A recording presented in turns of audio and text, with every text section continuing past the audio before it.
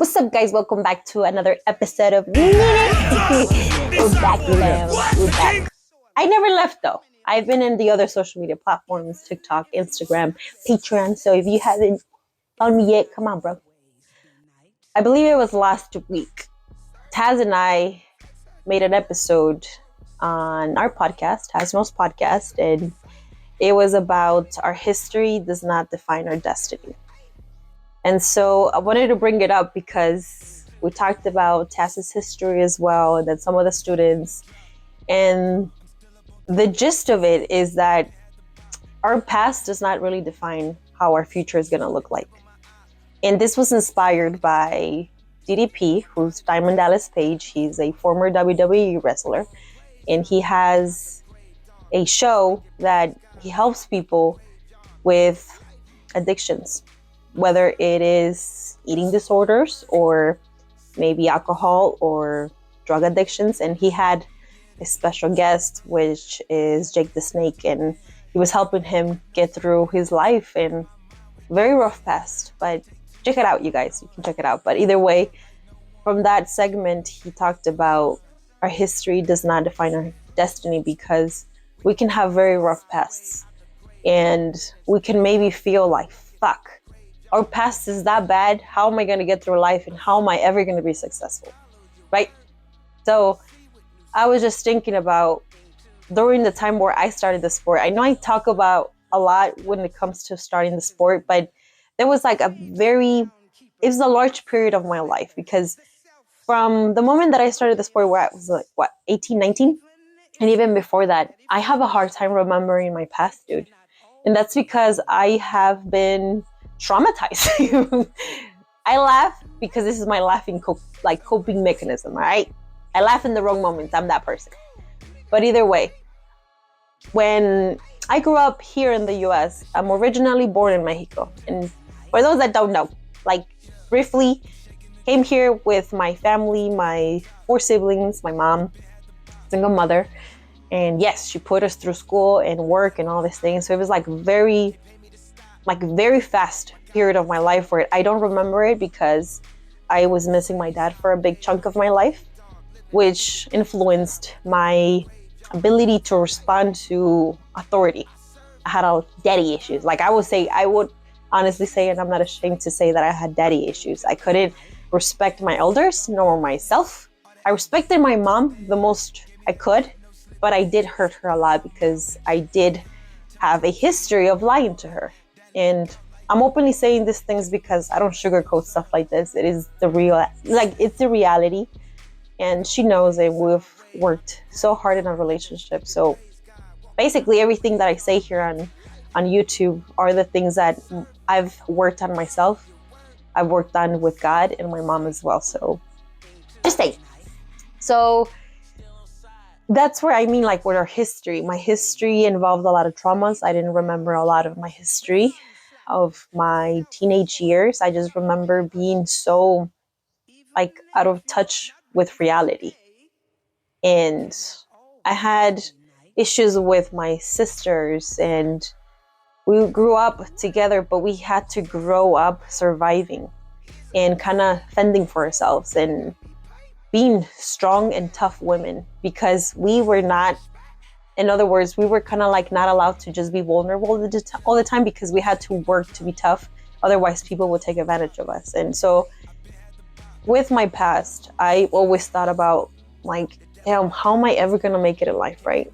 At some points in my life, when I started the sport, it was a very low point in my life. I didn't like myself.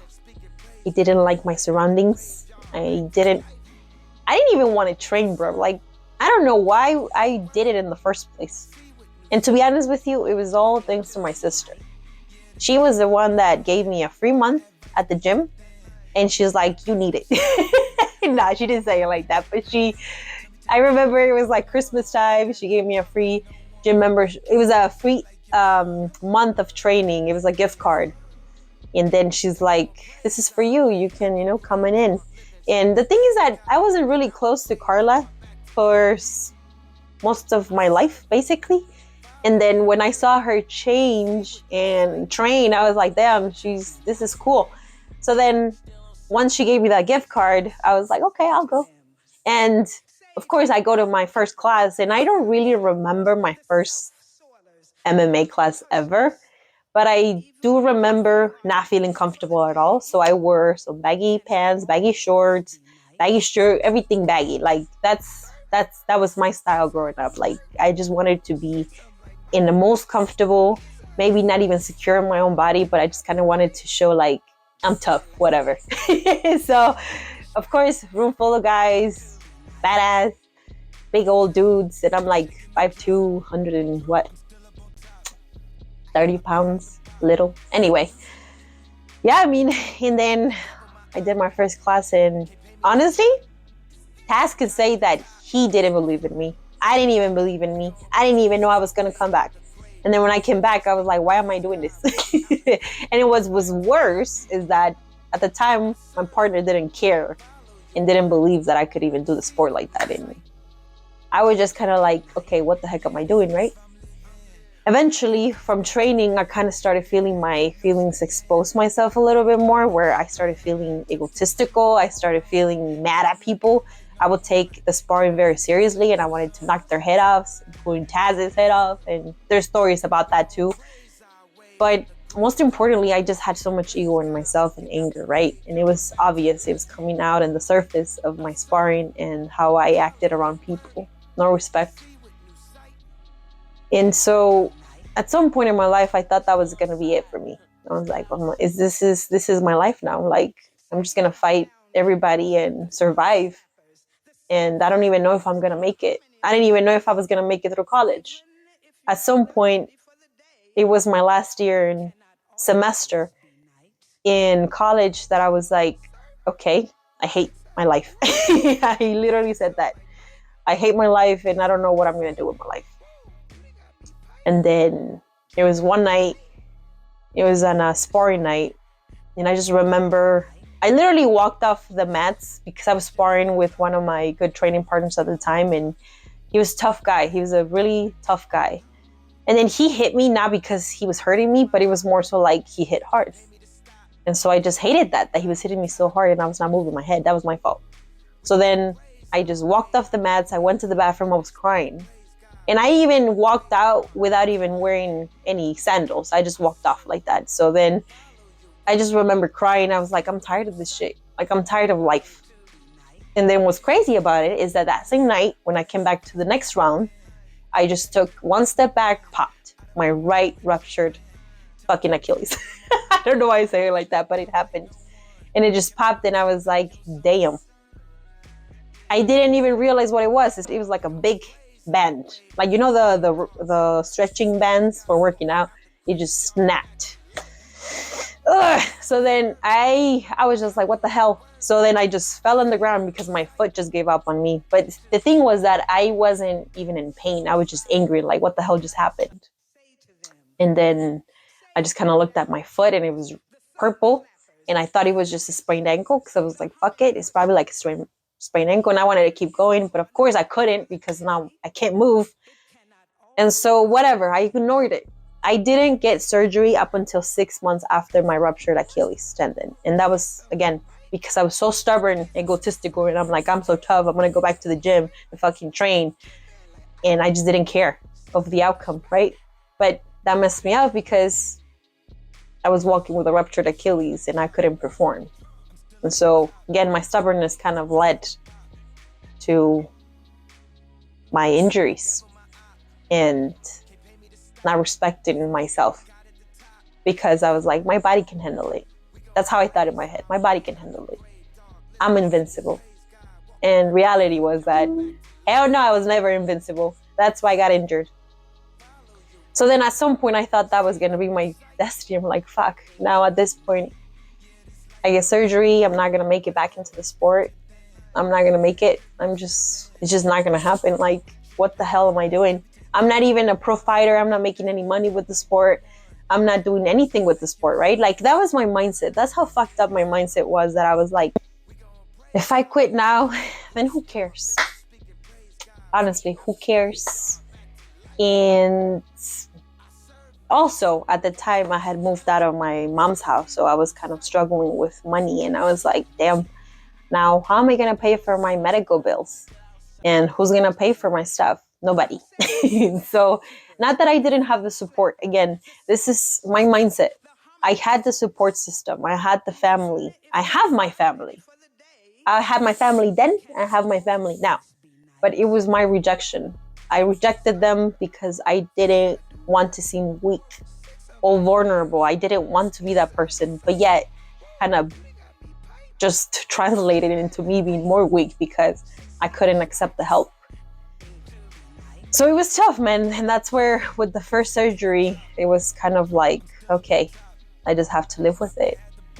And then eventually I had to face the reality, and I had to face God by giving myself grace and forgiving myself and taking that ego out the window.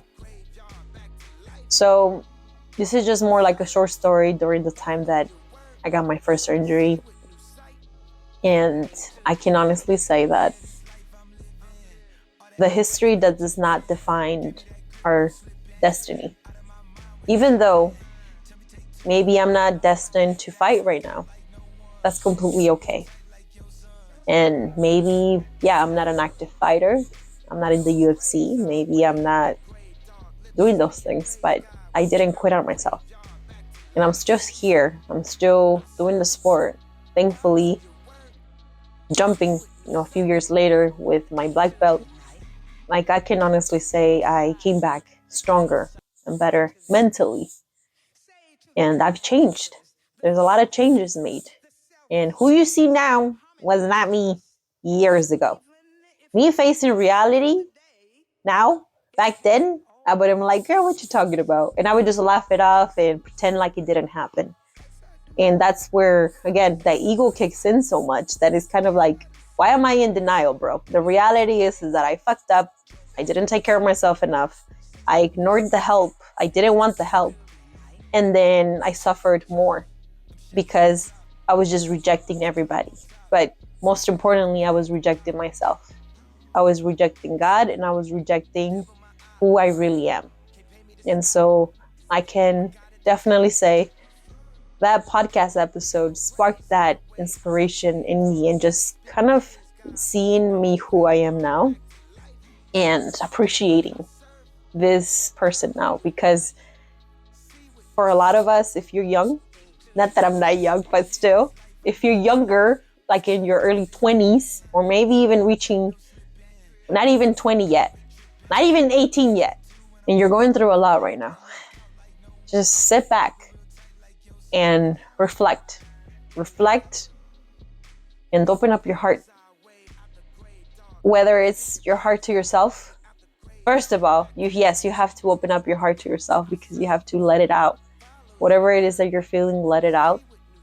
And if you can, seek the right help, whether it is with actual resources, mental health resources, or someone that you trust, that you love, that will take care of you, whether it's your parents, siblings, best friends, whoever you can reach out to. Make sure you do that, and do not allow yourself to be this way. Don't deny the help, don't deny the love. And again, this is just a brief story, a partial, like a little story of my life where I could have done things differently, and I have no regrets. But I definitely can say that because I lived it, I'm hoping that the next person that hears this hopefully doesn't have to suffer the way that I did. And hopefully you can prevent injuries. But also I can definitely say that a lack of guidance for me, again, I give my mom so much credit when it comes to raising me. But I also did lack guidance in other ways. And sometimes I wish I would have had that growing up, right? So if you're doing the sport and you're starting the sport and need some sort of guidance, help, I invite you to ask yourself the right questions. So I created a fight mindset starter kit, and it's a brief storyline of my life with questions that have helped me prepare for a competition, for a fight. And it's just literally, it's just a small guidance. It's a small way to ask yourself the right questions, to test yourself whether or not you're ready to even compete.